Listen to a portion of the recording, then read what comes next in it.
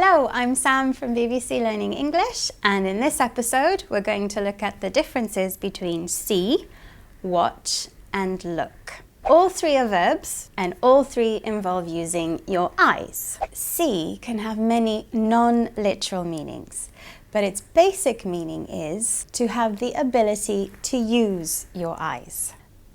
I can't see anything. Or it can mean to notice something with your eyes. Did you see the full moon last night? It was huge. To look means to turn your eyes towards something so that you can see it. They said that if I look carefully at the painting, I can see a flower. And watch is to look at something for a period of time.